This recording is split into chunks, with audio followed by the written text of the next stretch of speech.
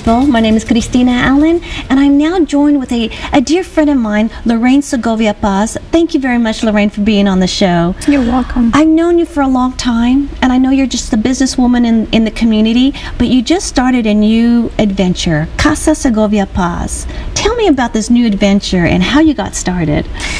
Well, it is really a new adventure. It's something new for me that I decided to start because I wanted to leave a different stamp here in Nashville, Tennessee about my heritage, about my life, and about my family. So as you know, I am from Bolivia, but also was born in Peru. I have this mixture of identities and cultures in me. So I decided to do something about it, and then since this is my new home, I wanted to start a business, a catering business that could give a little taste of my life and my culture to the city of Nashville. So you've been here about 13 years. What brought you to Nashville? Well, that's an interesting question because I came here just to visit. I went to West Virginia. My uncle was living there, who was a doctor, and then after 6 months, I decided to come to Nashville, stay in Nashville, and just to start a new life. Wow. And so now you've been here 13 years. You're a businesswoman in you own La Noticia newspaper. Correct. And you also have several other businesses.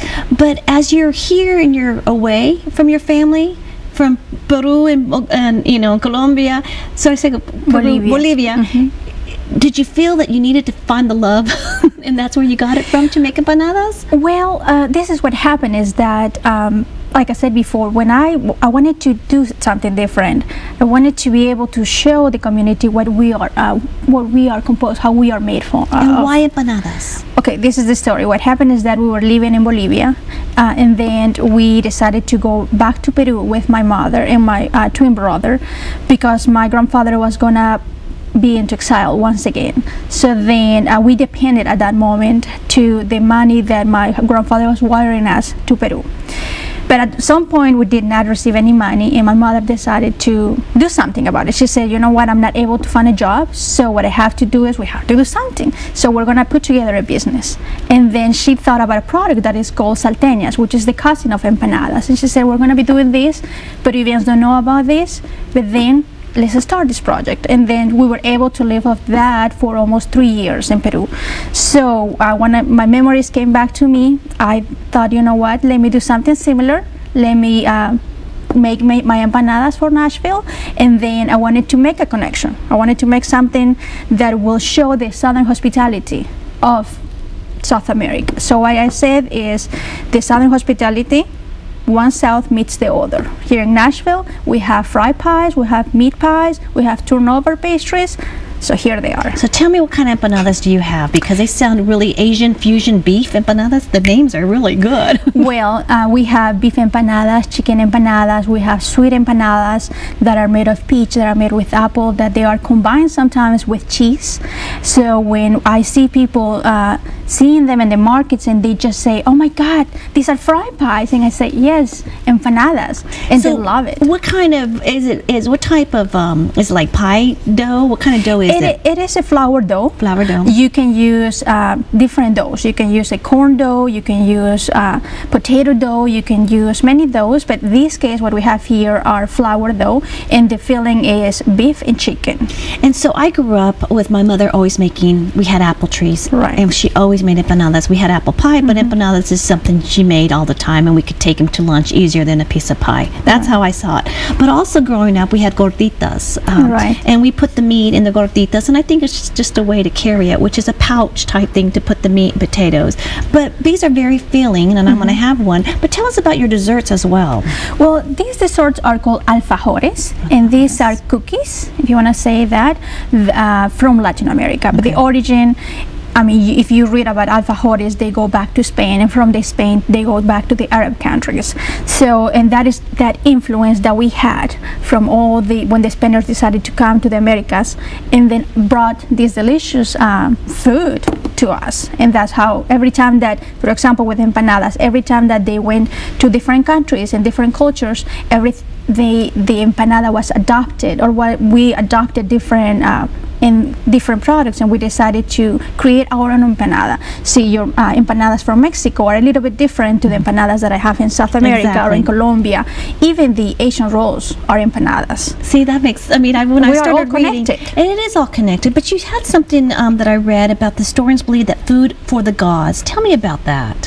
Food for the gods. Well, you have to remember that everything that you prepare in life, my mother used to say this, you have to be patient with food, you have to add the spices, you have to add your love there, and then you have to prepare this for, imagine that you are having people that are coming to and visit you at home. That's how you have to prepare food. For you and for them have to be delicious and perfect. And for the gods as well, is what they did. But you also had information about the cocoa and how important that was. Tell me a little bit about that.